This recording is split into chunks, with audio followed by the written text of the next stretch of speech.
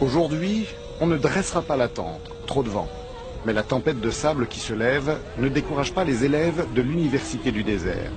Ils ont souvent fait un très long voyage pour assister au cours du maître, du marabout.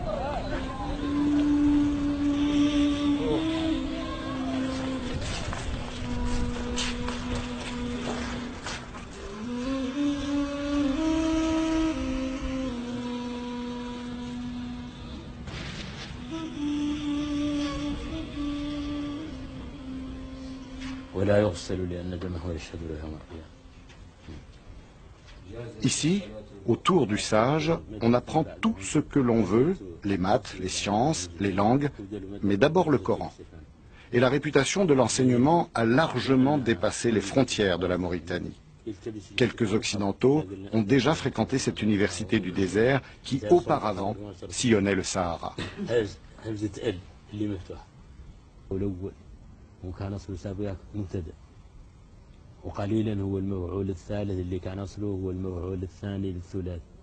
L'université du désert était mobile.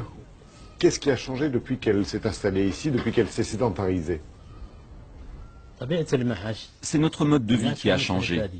Avant, nous étions des bédouins. Nous transportions nos livres dans des malles, à dos de chameaux. Notre but était de trouver des pâturages pour le bétail. Et quand on découvrait un endroit accueillant, les étudiants se dépêchaient de dresser le campement, en coupant des branches ici et là.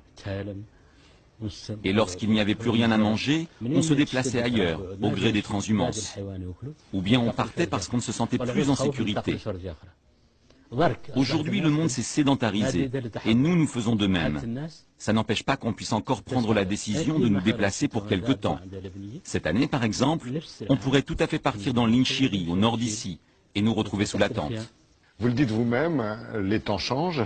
Est-ce que le profil, la psychologie, la personnalité des étudiants a elle aussi changé?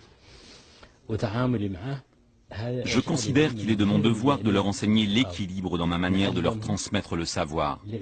Et parce que l'islam est fondamentalement contraire à l'extrémisme, je leur inculque le juste milieu. D'ailleurs, ma propre expérience m'a montré cela. Tout étudiant extrémiste qui est venu écouter mes cours quelque temps a vite déchanté et est reparti ailleurs. C'est pas parfois difficile de faire passer l'ouverture d'esprit à laquelle vous êtes attaché? Je n'ai pas rencontré de difficultés majeures, vraiment.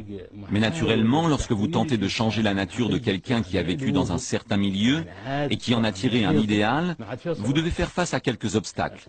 Mais je les dépasse, car ça fait partie de mon travail d'enseignant de ramener cela vers le juste milieu, de leur enseigner un islam correct et équilibré.